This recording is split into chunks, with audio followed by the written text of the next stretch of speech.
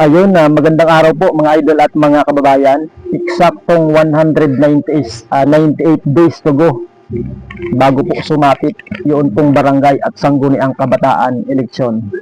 At ngayon po mga kababayan, kapapasok lang na balita, nagsalita na po yun pong palasyo sa pamamagitan po ng tagapagsalita ng palasyo na si Attorney Claire Castro.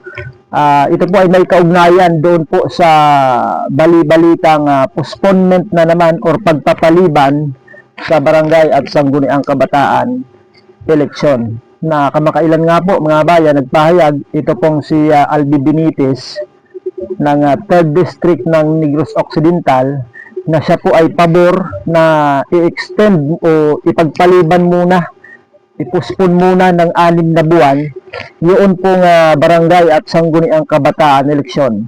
At ganoon din itong si Senador King Lacson ay mayroon din pong mungkahi para dito. Kasi ayon sa batas mga bayan, bawal po na gamitin yun pong pondo para sa COMELEC, bawal gamitin para sa ibang ahensya. Sapagkat yun naman po talaga ang pinakapangunahing rason po nila kaya nila pinupospon yung barangay at sangguniang kabataan eleksyon sapagkat mayroong krisis. So yung nakikita nila nga pwedeng ipang-ayuda sa ating pong mga kabarangay, sa ating mga bayan, ay yun pong pondo ng COMELEC. Gusto nilang kunin mga bayan para ipang-ayuda doon po sa atin pong mga kababayan, lalong-lalo na itong tinamaan ng pagtaas, pagmahal ng gasolina. Gusto nilang kunin yung pondo ng COMELEC para ipangtustos dito po sa atin pong mga kababayan. So yan po ay labag sa atin pong saligang batas, pero may paraan daw, sabi ni King Lacson, mayroon naman daw legal na paraan o constitutional na paraan para magamit yun pong pondo ng COMELEC. Ang pagkakaalam ko yata, isasauli yung pera doon sa pinagmulan. Saka i-distribute doon po sa tawag dito sa ibang ahensya para ipangtulong sa ating pong mga bayan. So ngayon mga bayan ay nagsalita na po itong palasyo patungkol nga po sa posibleng pagpapaliban ng barangay at sangguniang kabataan eleksyon. Ito po, panoorin po ninyo mga bayan, itong si tagapagsalita ng palasyo na si Attorney Claire Castro. Ito po, panoorin po natin mga bayan. Good morning po, Maria from Branch of Pilipinas, Iloilo.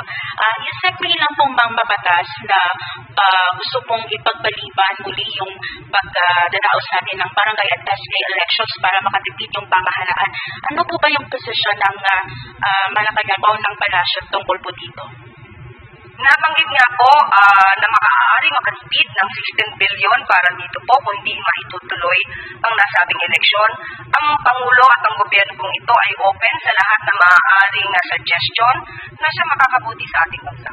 So kung magkakaroon po sila ng anumang bill or panukala po dito at aaralin po ito ng Pangulo, basta po ito'y makakabuti sa ating bansa, open po ang Pangulo para siya. So ayan po mga idol at mga bayan, napanood at narinig natin mismo mula sa pagsalita ng palasyo kay Attorney Claire Castro. Nakarating na pala, nakarating na pala sa ating pong Pangulo ito pong mga usap-usapan tungkol po sa pagpapaliban muli ng BSKA 2026 na nakatakda nga pong gawin sa Nobyembre 2. So sabi po ng palasyo, tagapagsalita ng palasyo, ay open naman po yung Malacanang para sa mga suggestion or suggestion. So ayun mga bayan, ang sabi nga po ng iba, para makatipid ng 16 billion, ito pong atin pong gobyerno ay kailangan po gumawa sila ng bill, gumawa sila ng panukalang batas. So, ibig sabihin ay sa puno ng pananalita ng tagapagsalita ng palasyo ay pumapayag po ito na i-postpone yun pong barangay at sangguniang kabataan eleksyon. Pumapayag yun pong Malacanang o yung palasyo sa postponement muli ng barangay at sangguniang kabataan eleksyon. Hinihintay lamang po ng ating pong palasyo na mayroong magsulong, mayroong maihain na bill or panukalang batas.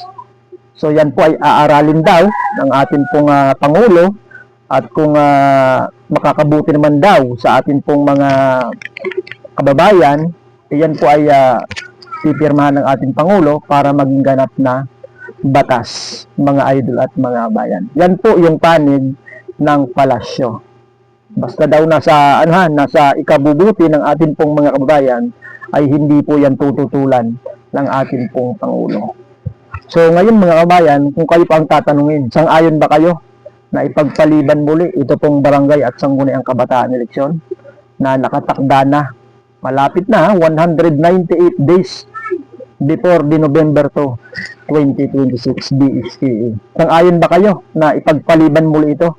Sang-ayon ba kayo na mapuspon na naman ito pong nakatakdang November 2, 2026 barangay at sangguniang kabataan eleksyon? So kaugnay po sa balitang yan mga kababayan, ay babasahin po natin ito pong komento, sapagkat ipinus din po ng Asenso Kabarangay yung ganyang balita, lalong-lalo nag-post din po sila ng video katulad po ng napanood po natin. So ngayon ito po mga bayan, tatalikod ko yung camera para sabay-sabay po nating mabasa. So ito po ang komento ni Jesse Limpaco Duran, kaugnay po sa balitang yan mga bayan. Ayan, okay lang siguro yan basta sa eleksyon ng national para tuluyang makatipid ang bansa. Sana mapuspon din ang 2028 national and local election. Nako, delikado ho. Medyo malabong mangyari yung 2028. Magkakagulo kapag pinuspon nila yung national and local election sa November sa 2028 mga bayan. Ayan, sabi ni Nico Panganiban, ituloy na ang barangay election sa November 2. Ituloy na daw mga bayan.